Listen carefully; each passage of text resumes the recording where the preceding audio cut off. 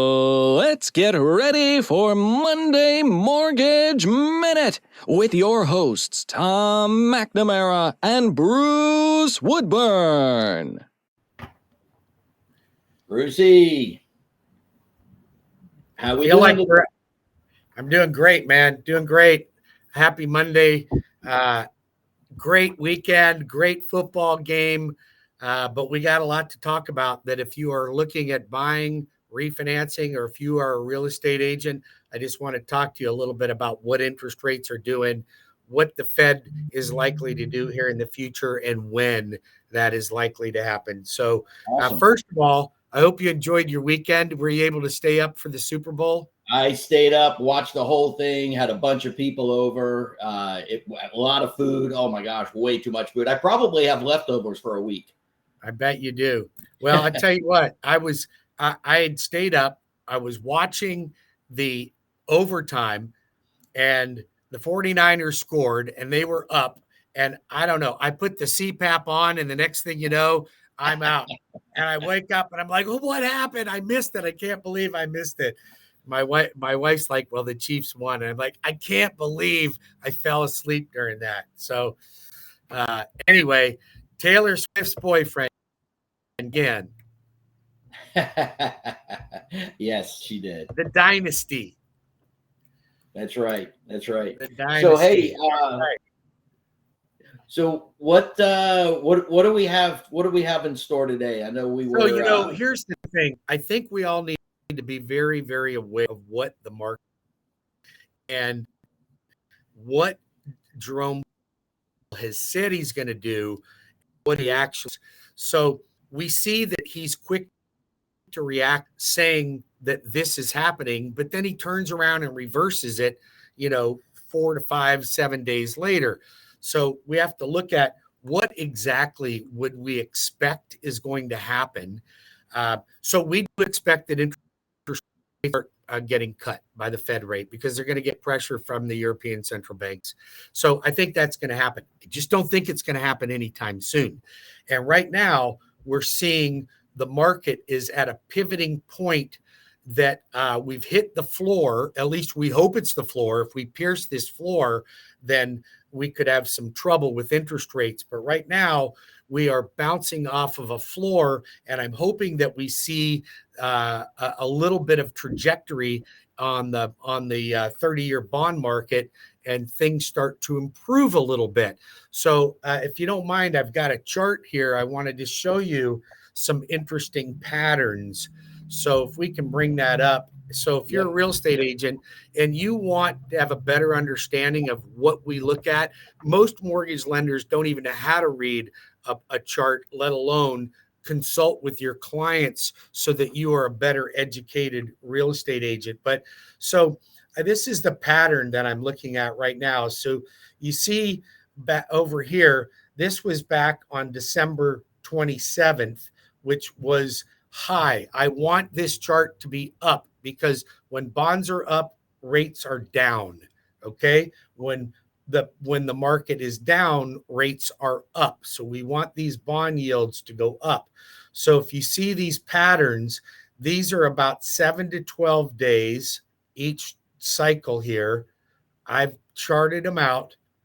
So right now, we hit last week was not a great week. Matter of fact, the best day we had was back on February 1st. We're at February 12th now. So 12 days ago was our best rate that we'd had in a while. And we just got worse and worse and worse. Well, we had this negative pattern here, and it went down low, but fortunately it didn't pierce this floor. So I'm looking at floors because they will tend to create patterns. And we're also looking at ceilings. They're tending to create patterns. So I am thinking within the next 7 to 12 days that we could get back up into this territory. And that's going to probably put interest rates somewhere in the low sixes, mid to low sixes. Right now, they're mid to high sixes. So we could use this gain. So if you're out there looking to lock in, I'm watching this carefully. And this is today. If you look at today, right now, it got up as much as 13 basis points and it's down, and you're only about up 3 basis points. That's pretty well flat as a pancake. But what we don't want this to do is start coming down this direction. We want it to start going up. Now, if we look at a longer chart, let's zoom out. There we go. Because that dip way down there, that's when rates were high, right? So these were when rates were in the eights. Okay, you were hitting 8.25% interest rates right here. But if you look across here, the last time we were into this territory was way back here on May 11th of 2023. So hopefully we can get back up. Again, look at where we can go from here. This is back May. We had some ups and downs, but then if we could get back into a pattern where we're piercing this, we are doing really well, because now we can start getting into some positive territory. I don't think that we have much of a chance on getting any higher than about this right now until there's a Fed cut. I think this is about the best we can look for, but then that's still attractive. What we don't want is to get back down into this territory here. Gotcha. Well, that's great, man. Whoa, look at that. Look, that must have been when rates were super cheap back there, huh? Well, we go back up here. Yeah, you see, well, we're back into September of 2021. This is when your rates were 3.5%. Right? Look at that. Right. Look at that spike we had. This was just all really good territory right here. But that's not going to be seen again. You're not going to see that. I don't think we'll ever see that again. No. Times again. What we can expect is maybe even in this territory right here, or a yield of 1.6 to 1.8. That would be really positive. Then we could be in possibly the high fives at that point. And I think that's going to be really, really healthy for us. But right now, that feels healthy, right? I mean, yeah, absolutely. So that's what you get when you work with me. You will get an education. Now, is that ever a guarantee that I know what's going to happen? Of course it's not. I don't know whether it's going to go up or down any more than anybody else does. However, I can watch patterns and I can consult my realtors and my clients as to what we think we can do. And then, of course, it's up to them as to whether they want to take the risk of it or not. But at least I will give you the information that's available. That's awesome. Thanks very much. Every time we talk, I learn something new. So that's right. That's really, and you'll see that I keep track of what events are happening in the news. So today, there's watch on the S&P. Trades are flat, and there's no significant news coming up. All right, we're watching the consumer price index right here. Mortgage bonds are a little bit higher right now. We want to see it reach up into these higher territories. But right now, that's kind of the news for today. Sounds good, man. Sounds good. Well, I continue to see a lot of people coming into the buyer side of the market. And one of the things that I see happening is a lot of people are looking at condos. I have a lot of buyers these days wanting to look at condos because it's affordable, right? Or it appears to be affordable.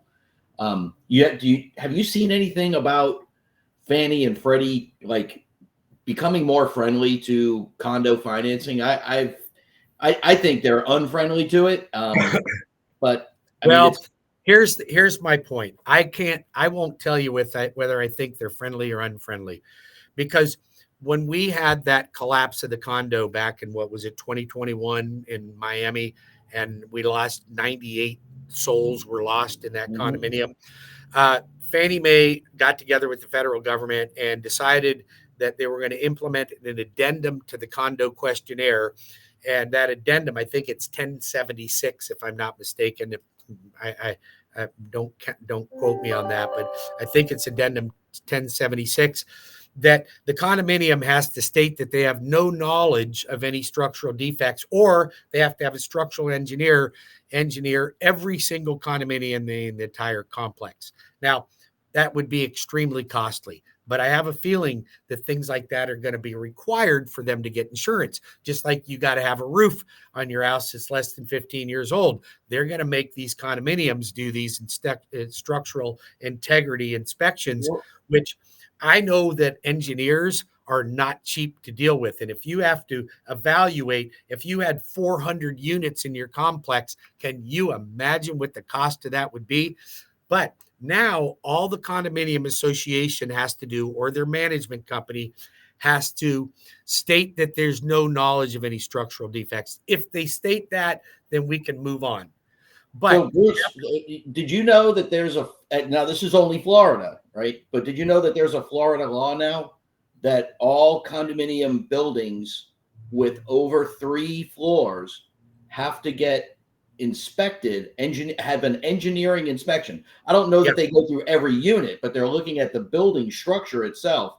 They have to do it when the building becomes 30 years old, and it has to renew every 10 years. They have to get this same engineering study done to make sure the building is sound, and they have to, anything that comes up in there has to be fixed. Yeah. Were you aware of that? Yes, I am well aware of that. And fortunately, in our area here, we don't have a lot of high rises. In my Tampa market, we have a lot more of them. Right. And these are things that are going to have to be done. Now, if they don't do it and the owners don't approve to do it, you are going to totally trash your value. So you're I don't know what, I mean, I don't think they can choose to not do it. I mean, I didn't read through the whole law, but I read some of it. Well, there still has to be enough money in the budget to do it.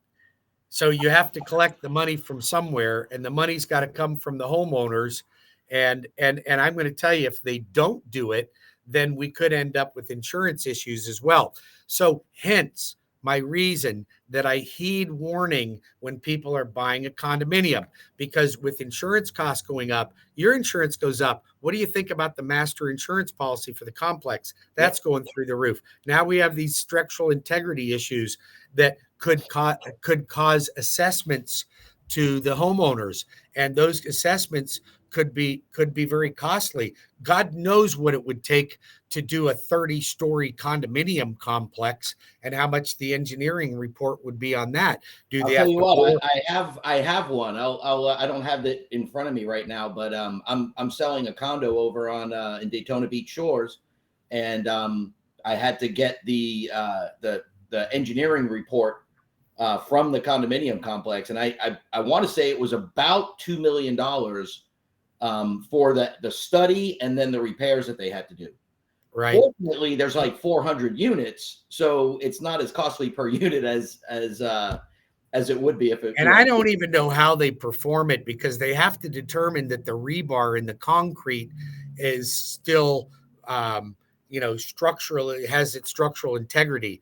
And I don't know, what do you have to do? Open up different parts of the wall and then patch it back up? I mean, maybe that might very well be what they have to do. They might have ways to look inside the concrete with X-ray machines, kind of like an MRI, right? Yeah. Well, listen. So condominiums really meet the lifestyle of many, many people. Okay, that just don't want the headaches of doing yard work. They want to make sure that the grounds are maintained. They want to come in, turnkey, go home, go to work, do whatever they want. So the lifestyle's there. Just be aware that if your condominium does not have that, does not have an engineering report, it could be a future assessment for you.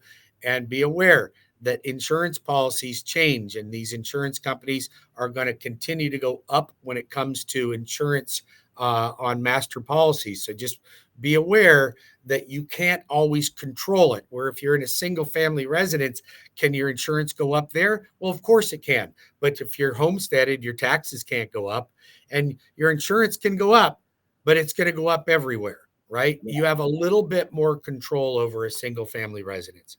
Bruce, we're bumping up against 15 minutes, man. We've got to both. We got to go. Hey, great talking to you. If you have questions, we're in all 50 states. My contact information is attached. Feel free to reach out to me anytime. Adios. Adios.